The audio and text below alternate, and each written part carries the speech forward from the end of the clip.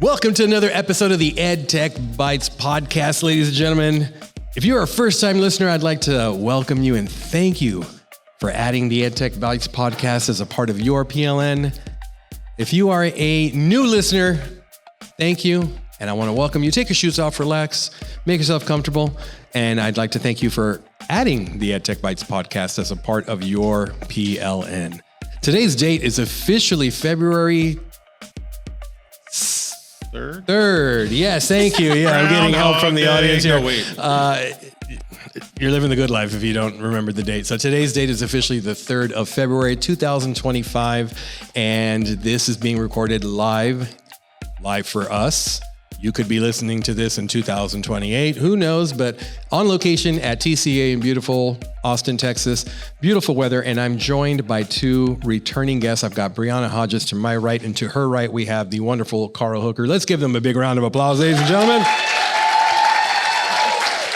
And if you haven't figured that quite out, and you're listening to this on your walk or in the car or what have you, this is a live podcast in front of an audience, and recorded live in front of a live audience. So it might sound a little bit different in the headphones, but we're here in the flesh, ladies and gentlemen, and we are here to talk about kind of like the over-reliance of AI and some of the ramifications, those negative ramifications that could come about with the use of AI. And this is, 4 years later, we're doing our hot sauce challenge. So without further ado, before I actually have our guests introduce themselves, I want to give a big shout out to Brisk Teaching. They are sponsoring my episodes at TCEA, and I just want to give them a big shout out for supporting, backing, and if we can give Brisk Teaching a big round of applause. And to learn more about Brisk Teaching, just go to briskteaching.com, download that extension, get started, and no pun intended, brisket. There it is. Brisket, ladies and gentlemen. Yeah. All right. So we're in Texas. You got to say brisket. Yeah, that's right. That's right. So Brianna Hodges, if you want to introduce yourself, that'd be great. Well, I am Brianna Hodges. I am a former district administrator, former classroom educator, English teacher, athletic coach, instructional coach, digital learning coach, all of those good things. Longtime listener, first time live and in person podcaster with his crew. I reside in Stephenville, Texas, otherwise known as the Kevin Bacon of Texas. See, everybody knows. Yes, everybody knows somebody from Stephenville. Everybody knows somebody who knows somebody from there. And I currently have the distinct pleasure of getting to travel all over the country and basically just expand my coaching process. And so I get to work with teachers and campuses and coaches all across the country. And I also work with EdTech companies, coaching them on how to work with educators and to what it really means to bring things into our classroom, what we're looking for and what we need. So, can we give Brianna Hodges a big round of applause, ladies and gentlemen, for what she does, what she contributes to our educational space? And to her right, he hails from El Paso, Texas originally, just got back from Napa Valley, right? I don't ever admit that. How did you just say, you start right off the way, El Paso, right? Yes, I was born in El Paso, That's not raised. Right. Okay, all right. I left when I was 3 and my parents found me a year later. Yes, no, this is my 26th year in education right here in Austin, Texas. This is kind of a weird moment for me because 1998 was the first time I ever attended a TCEA event, 1998. Some of you in this room look like you may not have been here before 1998. And this building was 8 years old, a brand new building. We're all excited about it. And I just found out this is it. Gabriel, this is the last year. And after South by, this building, they're clearing the whole building, plowing it. I did not know that. Starting all over. So for 4 years, there'll be nothing in Austin. It'll be insane. I know that. No, it's not. It's good. It's progress. Got dark real quick, man. I know, sorry, let me turn it around. So 5-time podcast host. I've been on Gabriel's podcast. I think we did the 100th episode live at a winery. That's right. Which you can never go wrong when you're wine and podcasting. I feel like it pairs Charcuterie. Well. And then thank you. 2-time bar owner, including one here in Austin. Any of you been down on Rainey Street? Yes. Any of you been to, what's the name of the bar? Thank you. Idle Hands is not a sponsor of this podcast, but I just want to make sure that was dropped in there first. Okay, we're paid now. We're good. And 3-time father of 3 little hookers. And Mary, why are you? Thank you. That's better. I was waiting for the drum roll. And luckily one-time husband. That's right. My wife legally became a hooker in Vegas because that's where we got married. And this is now an explicit podcast. Just like that. You just have to change the label. It's fun. See that line? Yes. We crossed it. We officially crossed it. You had me on. You knew it was going to happen. All right. Well, let's get right into it. But before we do that, I also want to give a big shout out. They have nothing to do with the sponsorship in any way, shape, or form. But Desano, anyone here been to Desano? Literally, like maybe 3 blocks away. South Lamar, right on. Yeah. Lavaca So Street. I'm sorry. I was going to say my wife. I am my wife's husband, as she says. So we went to lunch a little bit earlier and had the most delicious pizza, nice thin crust. And I told him about the podcast and what we were doing because I wanted to see, hey, how much would you charge me for, a piece of bread or what have you? That way we could spread our hot sauces on it. And he said, oh, you're doing a live podcast for teachers? I said, yeah. He said, it's just bread. It's just bread. So he baked us a 12-inch focaccia that we are going to be spreading our hot sauces on. So if you do get an opportunity to go have some dinner, check out Desano's and let them know you heard it here on EdTech Bites. And they also graciously threw in French garlic butter. So they fly their butter in from France. No joke. Yeah. And also the same, but with a little kick to it. So we're going to have to check that out. And we have these hot sauces here right after our first question and we answer, we're going to start getting into some hot sauces here. These are not necessarily the spiciest. They're Humble House. I work with a teacher in San Antonio, Texas, and her brother and her sister-in-law make their own hot sauces. And they actually sell them in HEB if you're in Texas. So they graciously threw in a trial pack for us to try. And if you like it, go check it out. Throw it in your luggage, and we'll see how that goes. So without further ado, let's get into it, ladies and gentlemen. So AI. before we do this, I do believe the rules are we can't drink water. Can't drink water So anything. those of you who want to chastise Mr. Hooker, I wasn't aware of this rule. I'm just going to say water. that I was just informed of this rule when I walked in. I did not sign a waiver. But go ahead. All right. So the real cost of over-relying. We're going to talk. First question is a little bit about over-relying on AI. So, it saves time.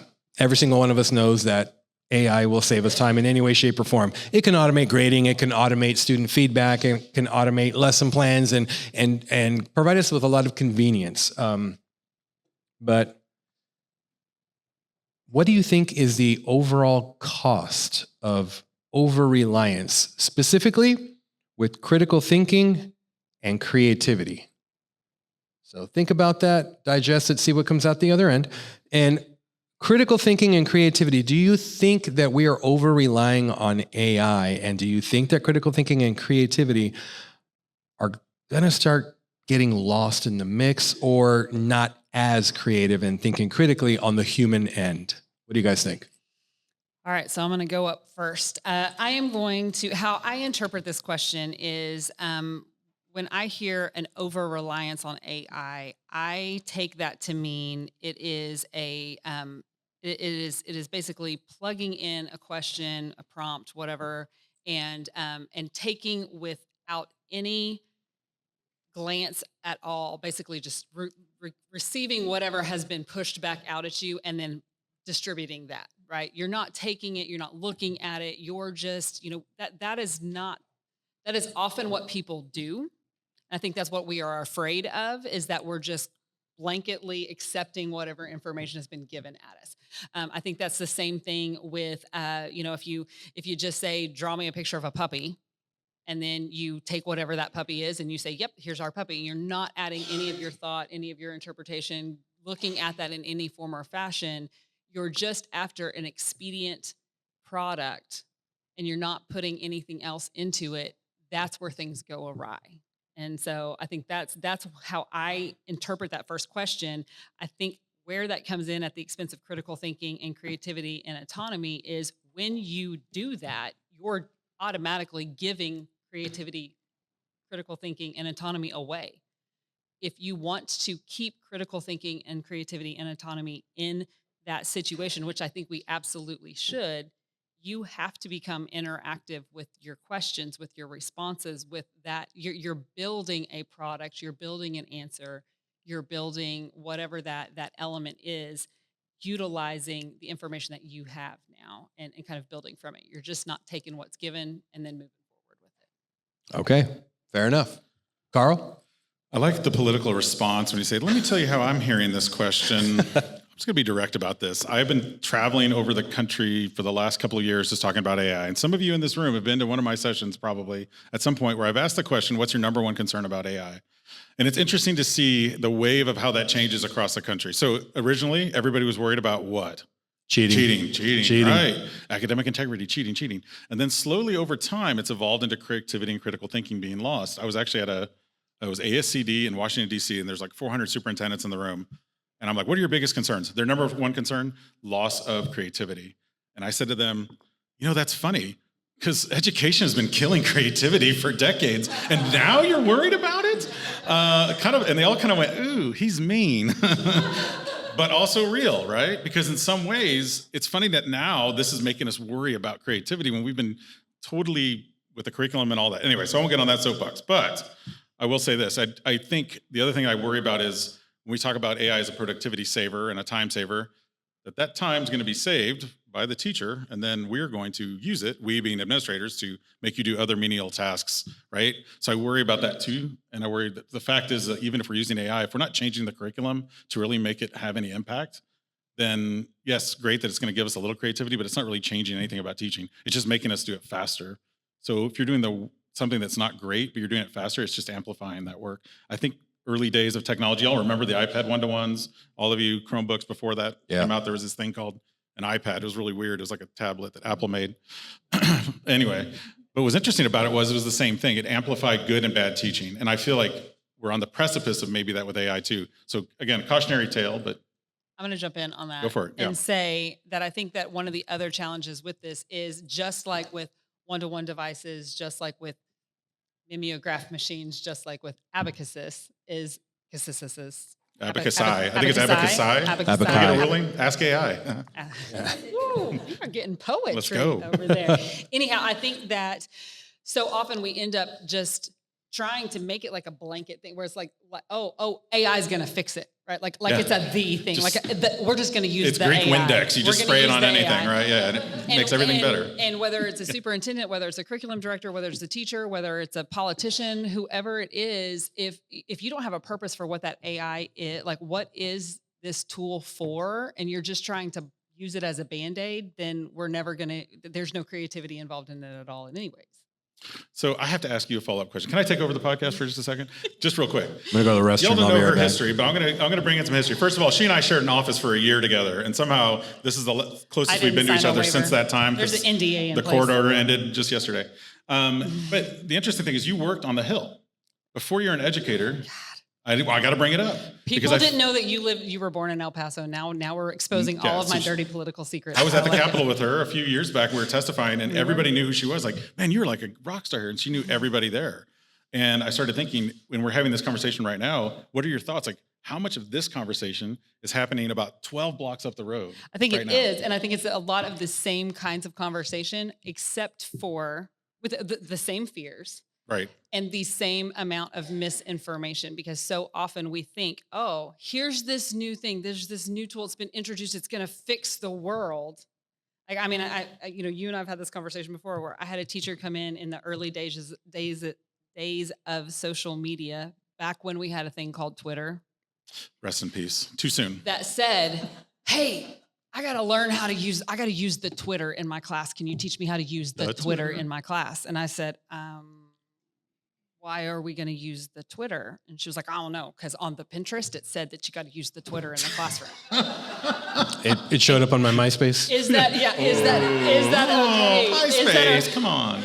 Is that okay for me in a middle school classroom? Like, I got to do this. And it was all built around, her whole thing was she had no idea why she wanted to use it. She had no idea what it was going to do for her students. She had no idea of any kind of outcomes that she was after. She just heard there's a magic pill that's been sold by a Jack and the Beanstalk, and it's going to make my life amazing. And that's all she wanted to hear, and that's all she needed to hear. And I think those are the same conversations that are happening at the Capitol, is there's a magic pill that if everybody takes it, it's going to change this experience for us. And I think we're all pretty much on it's not. We have to use, with great power comes great responsibility. Still and all the that people. Superman stuff. Always comes back to the people. All right, I'm going to chime in here, but while I do that, if you guys want to grab your piece and then we'll start dipping in there. That way we don't have that awkward silence of all of us eating at the same time.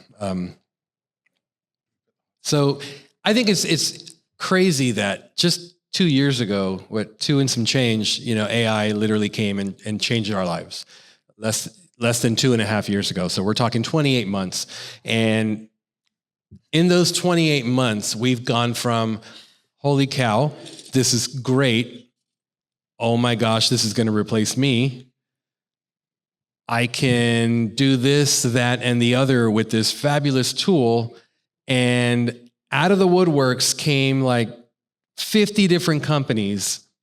Some of them have died by the wayside and are rebranding and so on and so forth. And those I don't know, like let's just say like 7 to 12, the heavy hitters are here to stay, and they've stuck around and they're doing great things with their products.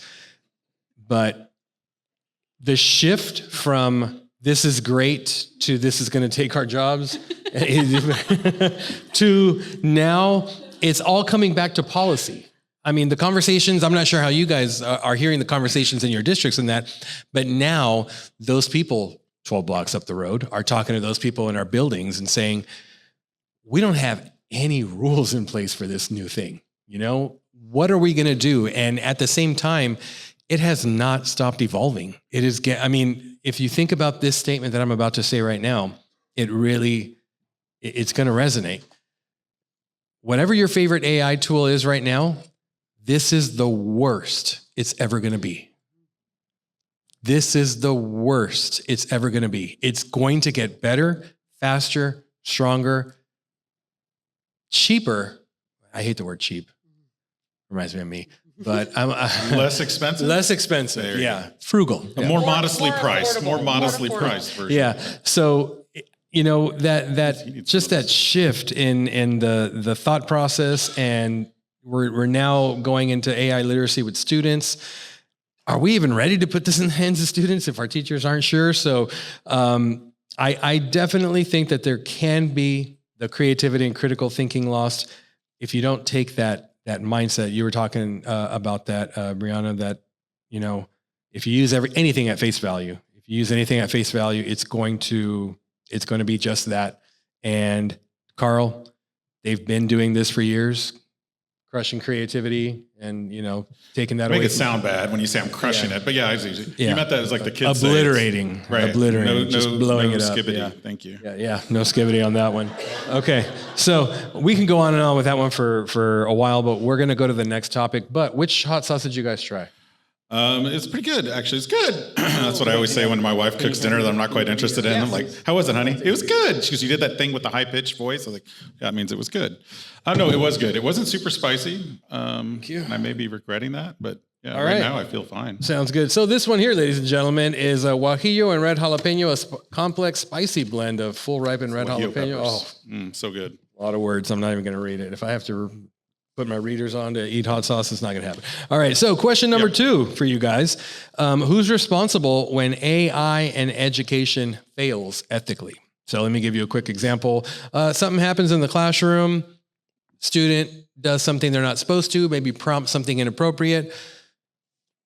Ultimately, who do we hold accountable? Is it the student? Is it the developer? Is it the school? Is it the teacher? A combination? Where do we land on that right now? Easy answer. It's the IT department, right? There we go. IT department. There's booing in the crowd. No. I used to be I'm a recovering IT department, so I understand. It's funny. I was thinking about my early days of teaching first grade, and I did this lesson where I had the kids go to the back of the computers. We used to have these they came in cow boxes. They were called computers on wheels. No. Gateway. Oh, Gateway. Remember Gateway? Came in those cow boxes. I didn't know if we could say brand name. Sorry. Are they still around? They're not around. So I put these machines in the back of the classroom, and I had the kids doing research on different things. This one particular kid was studying rain. He was doing weather. Apparently, rain was also the name of a dancer. Who knew? Spelled a different way. So as he's doing his Google image search and pulls up Google Images in 2001, when there wasn't really internet and filtering around that stuff, I saw very candid images of a woman when the 6-year-old's looking at it. And I'm thinking in my head, first of all, why am I doing this on tape? I just realized this is being recorded. No, I'm just joking. No, the first thing I thought of is how do you react? Because again, things are going to happen and missteps are going to take place. but the kids are going to look to you for reaction. So I thought, if I make a big deal about this, this is over. So I went over there and I was like, oh, he's like, Mr. Hooker, what is, I was like, oh, it's breast cancer research. I mean, that's all it is. So closed the tab and kept moving. I immediately called his parents and talked to them about it. But at the same time, you have to think of something, kids are going to get into stuff. And I think, again, this doesn't mean just let them do it. I just think that at this point, we are at that stage of when Google just came out. Remember that? 2001, 2002. And it just like, we were starting to really freak out a little bit about it. We're just at that stage with AI. And I think as it gets smarter, it's going to change a lot of things. And you talked about taking our jobs away. I don't know if you guys are familiar with Alpha School. Anybody here from Alpha School? Yep. Is there someone here from there? Okay, good. Then I can say whatever. No. It's interesting. They had an ad in the Austin American Statesman in October that said, this is a school that's no teachers required at this school. Kids learn without teachers. And that's like the headline. Now, to their discredit, that wasn't actually what they wanted to get across, because they have facilitators, coaches. What they do is they put kids on machines for 2.5 hours doing AI stuff with all the different subject areas. And then for 2.5 hours, they take them out of there and they have them play and build and create and like make IKEA furniture in less than an hour, which is almost impossible if you want to stay married. And what ends up happening is these kids are having this kind of idyllic experience of play and hands-on and all this, and it's amazing. So it's a pilot, and if you look around, it's $40,000 a year to go. So you can imagine what the makeup of the crowd is, which brings me to another question. How do we innovate and also keep it equitable? Because in some ways, I feel like, I've said this to a friend of mine, he's like, well, someone's got to pay for the innovation. I was like, yeah, but why did those people get to be the first ones to experience it? Because they happen to have the fun. So I know that wasn't where you wanted to go with the question, but at the same time, that's what's on my mind when I'm thinking about how we're using it, and then who are the gatekeepers of it? Because, some kid's going to run across something they shouldn't, and you're going to have to come up with something pretty quick and clever on the spot, because it's not all going to be breast cancer research. Well, let me push back, Carl. Please do. You get a call from your daughter's school that now you're getting me in the heartstrings. Okay. Yeah. That they found out that she put in a prompt that pulled up some questionable imagery, and the prompt was, let's just say that the prompt was done on purpose. There is no, I guess, double entendre or what have you, that it could have been for something school appropriate. Let's just say she did something like that. That has happened. And I've seen it when we did our iPad rollouts. One of the first things, I can say this now because I'm no longer at the district, so I can officially tell you all the stuff. It's fun. But a kid, it was a first grader who had done an image search it was naked ladies, something like that, spelled it correctly. And this kid can't spell. I was very impressed with the spelling. And the mom came in and said, how can you allow this to happen? I was like, allow what? Your kid to plug it? I go, ma'am, we can't filter their brains, yet. But I've seen a Black Mirror episode where it can happen. And she just looked at me and she's like, well, then it was you that did this. Because again, it's you put the device in the hands of my kid, therefore you made this happen. Never mind the fact that where is he thinking of these terms? Where's that coming from? No questions around that. So I think it's a tricky conversation. I'll give you one more quick story about it, because this is a personal one. And I haven't shared this out loud, but about 6 months ago, my middle child was typing in words in a Google Doc on her Chromebook, and it was negative words about herself, self-harm type stuff. Okay. And the algorithms that kicked in, there's an AI, I won't name the company because they aren't a sponsor, but still they happened to detect something, sent an alert to a counselor, then called me within hours. And part of me was impressed, but also, kind of scared for the fact that happened, but also like, wow, how powerful that we were then alerted somewhat, because this AI bot contacted a human, which then contacted us. So we were able to intervene at an early start when she was just starting to have some, she's a teenage kid. They go through things. She's got the last name Hooker. I mean, I'm telling you, you got to pray for her every day. But to me, I worry a lot about AI, but those parts of it make me really hopeful for a future. Because now those kids have something, she wasn't intending it to be a message, but she was able to, it got caught and kind of captured in the filters and brought back to my attention, which I think was amazing. So I'm forever thankful for that company, but I think that's where you can get to the positive. So it's like anything else, Gabriel, it's going to be, I'll give you the bad story and the good one too. Okay. Well, and I would jump in and say that these are not new situations, right? I mean, did anybody ever have a student, or maybe you were the very gifted artist who drew certain things, anatomy pieces on a random piece of notebook paper or a parking lot or a billboard. Or that was just me because I taught middle school and high school. You mow the grass looking like right? a shape. Like these are things that kids have always done. These are boundaries. These are natural boundaries that we test. I mean, I remember back in the day, the dark ages before even one-to-one rollouts, when it was, oh my gosh, we're even talking about bringing these things into classrooms and what's going to happen because you know they're going to look up something. Yep. And the administrator at that time said something to me said something to the group that stuck with me, which is, well, what happens right now whenever Johnny brings a Playboy? And they were like, well, I mean, we take it up and we have a conference and we fix it. And he was like, that's the same thing you're going to do if it's on a computer. And I was like, oh my gosh, you're totally right. Like we catastrophize situations when they're new and we try to act like they've never happened. I mean, the same conversations that happen around cheating. Like I lived in a really surreal situation. It's very interesting. I don't necessarily know that I recommend it. I got just to as go this is the back time she was in the office with me, by the way. That was different. But even before that, I got to go back to be an administrator at my high school where I went to school with, or like where I grew up. And I'm like with my peers and with teachers that taught me kind of situation. And I remember them being like, these kids these days, they're going to cheat, right? And they were going through all this stuff. And I remember calling out a teacher at that point who I also went to high school with. And I was like, yeah, because nobody ever did their homework together on a school bus before or wrote somebody else's, essay in their own handwriting or doing any of these kind of things before. And so these are not new situations. What happens with technology, and I think the English teacher in me wants to say, I think we need to spend a little bit of time of defining what we mean by artificial intelligence. What does AI mean? There is no such thing as the AI, right? It's not artificial just ChatGPT. intelligence means, which is stuff that we have used forever, we're using different types of technology that allow us to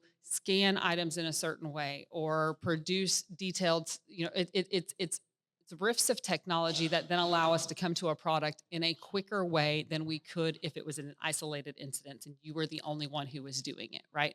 And so when we say, who's going to be responsible for that, I do think that I'm going to be very careful. I'm going to be very political in how I say this right now. I do think what it is going to require us as educators is that we have to be intentional with the assignments that we are providing. If we are asking you to do something, we have to make sure that we understand what it is that we're asking you to do.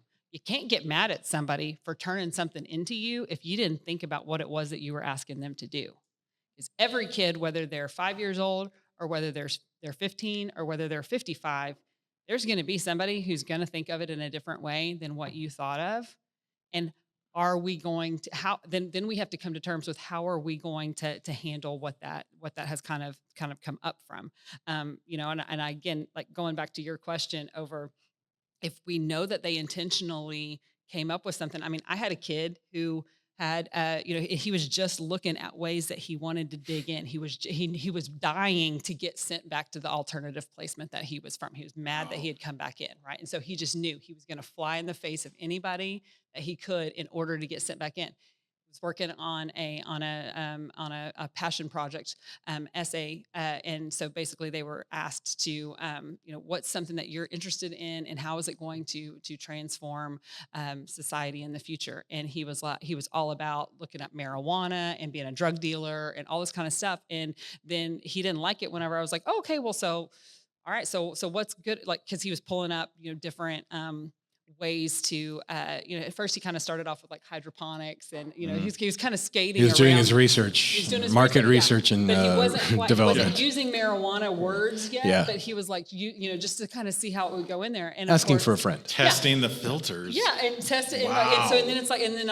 I'm kind of like, okay, fine. What does hydroponics bring in, right? I'm like, okay, that's in and of itself is not a terrible situation, right? And so kind of getting in that mindset to figure out what it is that we're wanting to build, because that's how you do build the creativity for people to go beyond just a assign and regurgitate situation too.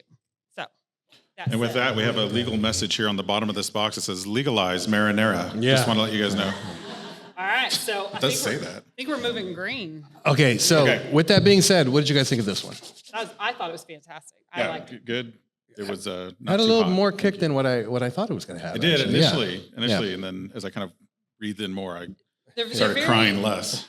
They're very flavorful. Yes. Yeah, the guajillo peppers, you can taste them. Yeah. Give a big shout out to them for coming through. Absolutely. And we're going to do a second one. But while you guys are, you know what? No. Muy caliente. No pun intended on that one. So we're going to lighten the mood a little bit because we got a little dark there with some of those topics and answers. So got a little food trivia for you guys whenever you're ready. All right.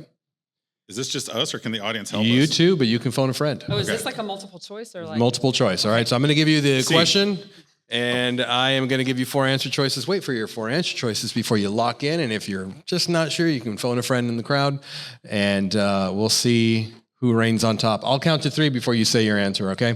All right. Which country is the largest producer of coffee? So those of you in the audience, start thinking about that, AKA start Googling it while you're pulling that up. All right. And which country is the largest producer of coffee? A, Colombia. B, Ethiopia. C, Brazil. D, Vietnam. Out of those 4, do we have Colombia, Ethiopia, Brazil, Vietnam? I'm feeling like could be Brazil. Yeah, I think it's Brazil. Lock it in. Final answer. Lock it in. Final answer. Bree? You're completely audience. You can mislead him at any point in time by doing this a lot. That's helpful. I was seeking feedback. I'm going to go with. I was initially going to go with Colombia, but I'm going to go with Ethiopia. Ethiopia. Okay. Oh, I thought that was the answer. Premature Ethiopia, celebration of the throw flag. Okay. Yes. Anyone in the crowd know the answer? Brazil is indeed the correct answer on that one. Got to give you This is something. good. This got some good flavor. All right, that's the green one. Poblano Serrano. All right. So, you guys ready for the next one? Next question? All right, I'll get a piece of that right now. So, I got you. we're talking about biases here. Ultimately, in the long run, what do you guys think happens, or what's going to happen when AI biases shape what students see and learn? So what do you think is happening or happens or will happen when AI biases start kind of shaping what our students see and learn? So biases, one of the things that I think of when I think of a bias is like a math problem, a word problem that has like at the local stadium, a hot dog costs $4.35, blah, blah, blah, blah. And some people in the room might not have ever gone to a stadium, don't know what a hot dog is because maybe it's not a part of their culture or what have you. And by the way, $4, no, that's not even close to accurate. That's why you go to Costco around the corner before you hit it and you get that $1.50 combo, sneak it in, and then you're all good. And then you sell them for $5 in the park. But that's a whole different That was story. Life Hacks by Gabriel. Yeah. So think about that, and then whoever's ready. So AI biases shaping what our students see and learn. Well, first off, do you guys think that it's already happening? Yes. It's been happening for a while. If you've ever pulled up Google, unless you're in incognito mode, what is it? The results are always going to be biased toward whatever your previous search history was. So I think by default, since 2011, I think is when they turned that on, Google for Education. I think it's pretty much been a part of whatever your learning pathways are in that sense. I'd say prior. The what? I'd say prior to that. Prior even, keep probably. Going. To 2011? Keep going. Yeah, because I was trying to remember when, was it Google for Education? There's probably someone in the crowd that remembers when it first really launched. 2008, I want to say, maybe? Something like that. But even that, so I mean, you think about the algorithms with that. So yes, it's been shaping their learning whether they like it or not. It's kind of regurgitating stuff that they know they're interested in, which isn't bad, by the way. Sometimes we give it a bad thing. Like, I love surfing Amazon and knowing that I didn't know it, but I need to buy this now because it keeps telling me I should. So maybe I'm part of the industrial complex in that sense. But I do think in some ways we've had it for a while. Now, generative AI, totally different. I mean, some kids don't still have access to it or using it. I mean, I think we assume our kids are all using it because they're kids and they love technology. They're not. They're using TikTok or they were. I mean, now they're selling their phones with TikTok on them. It's back now. Yeah, is it back? It's back. Oh, I haven't checked. It's back. I didn't even know it was gone. If you didn't have the app downloaded prior to the ban, you can't get it back. You can't, it's not in the App Store anymore. So if you had it on your phone and after they lifted the ban, your videos popped back up. I mean, I talk to my own kids about it too. I'm like, are you guys actually using this in school? And I've trained their teachers and it's like, yeah, a couple of them say no, but it's all still very new. And I encourage them to use it at home, but the right way. And then I start thinking, how many communities are having conversations with their parents about how to use AI with their kids? Any of your communities doing that? You're having AI parent nights?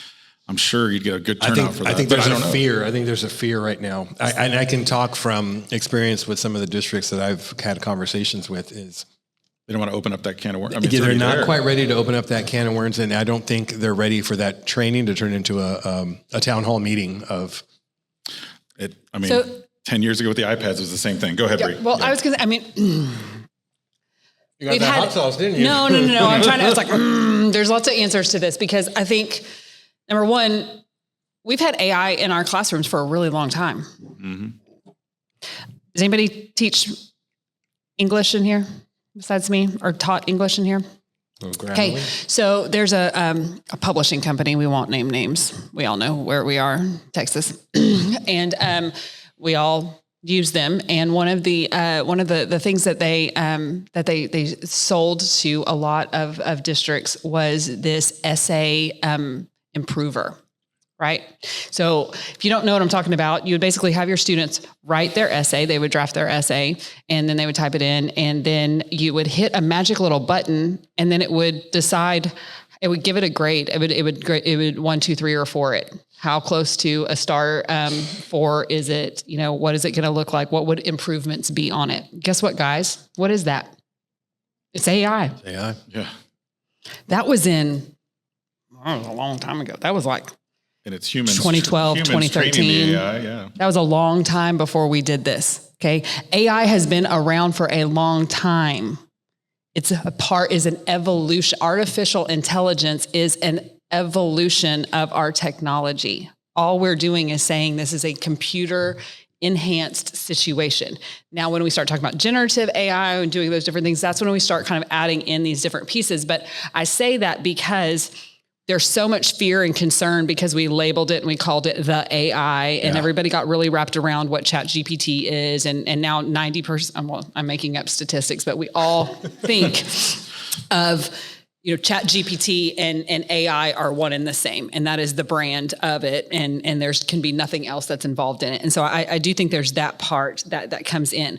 Also want to go back to the bias thing. So for me, when I think about bias and AI and what all that means, I go back, and when I was saying I would say that the filtering and all of those is prior to even 2011, 2008. If you go in and you type in the word pilot, Pilot, into a Google search and then hit images, see what comes up. And where the bias comes out of this is the color of the skin, the gender, all of the things that are represented when we say words. Type in the word teacher, it's always going to be female. Type in the word principal. Male. Now we're going to start to see male. Type in the word superintendent, always going to be male.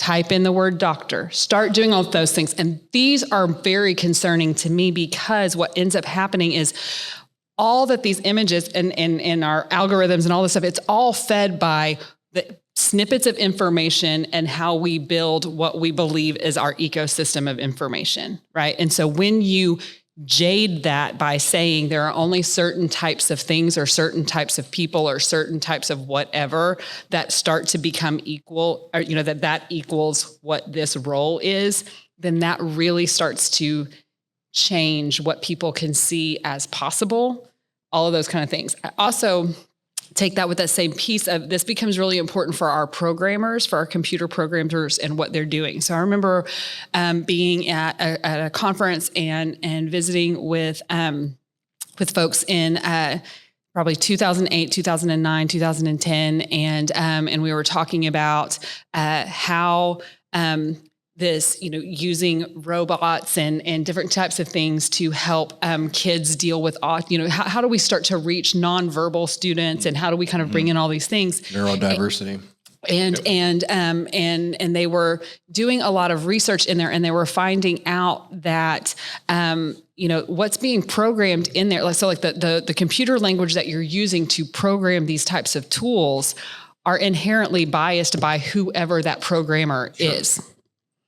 And so I think that's where the conversation becomes, we have to become innately aware that whoever is the person that is designing the tools has got to be able to bring in as much information as possible and not just look at it through their own lens, because otherwise you are going to skew everything to become a little bit more one-sided in that way. I love this part of AI. Not that it's biased, but the fact that we have these conversations with students now, I think it needs to be happening. Anytime you're introducing any of these tools, show them a few examples of what Bree just talked about. One of my favorites is a doctor and a nurse get married. What's the image? And generally it's white skin, brown haired, Christian wedding, male, female wedding. I mean, we never put any of that in the search. Yeah. And the doctor is the male and the nurse is the female, just by the way they're dressed. Mm-hmm. So it's interesting, again, like having that conversation just to say it's in pictures, but it's in everything else. Mm-hmm. And then to talk about bias. Is bias inherently evil? No, we all have bias. Anyone in this room want to shout out really loud if they don't have bias? I'd be curious. It's quiet. It's inherent. It's inherent to our humanity. But it is. But we have it, and it teaches us certain things. Like it teaches us when to avoid situations. It teaches us lots of things. So it's not always bad. But it's when you start using it for bad things, then it becomes bad. When you're excluding people, when you're leaving out a certain learning style because this is the way you're going to produce your curriculum. I'm thinking about companies right here behind this wall. Right? Like, are they thinking about being inclusive to every student? Because when they're not, then their biases are actually affecting the bottom line. Yeah. And again, not to go super political, but back in the day when we just, banned books or said things that I don't know. I mean, but and said that there's only one thing that you should tell people about, you're inherently causing far more damage for our students by limiting what they have access to. And so I think it becomes really important to realize that we shouldn't just vilify 2 letters of the alphabet in all of this. It becomes a forbidden fruit too. Then if you ban it, what do kids want to do? They want to find out what it is that you're telling me I can't look at, right?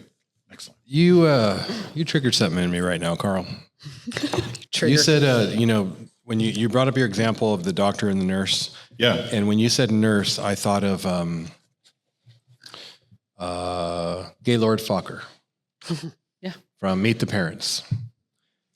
Yes. And I think I know where you're going. I got there now. You know where I'm going with this. 2 weeks ago, I had the opportunity to play pickleball against Carl. Oh, no. And you guys remember the scene in Meet the Parents where he lets loose in the pool and spikes it and, goes Jan Brady on that young lady? Carl went all out with me on the other side of that net. And I saw him go up with the paddle for the ball. And I saw the range of motion, and I said, he's going all in. He's going all in. And you hit it, but you put a little curve to it, but you gave me a little I just wanted to buzz the top. Yeah, it was good. Yeah. I think I had 4.5, maybe a 5-inch vertical on that one too. It was amazing. Yeah, you caught 3 feet of air. It was awesome. Yeah. I can't lift this arm up anymore, just so you guys know. Seriously, I just remember seeing it in slow higher motion, and I thought, he's going for it. Okay, all right, let's do this. All right, okay, sounds good. All right. PTSD is pickleball traumas? No. Yeah, that's right. You guys ready for some food trivia? Let's go for it.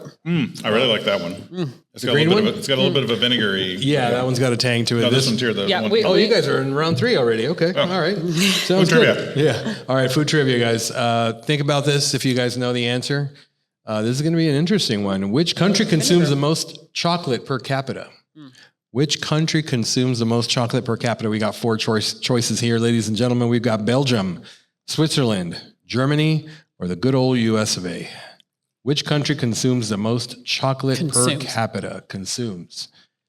Belgium, Switzerland, Germany, or the United States? Bree, we're going to have you go first. I'm going to go United States. United States? As a consumer, but now you threw in the per capita, and now my brain is going. But I'm just going to try.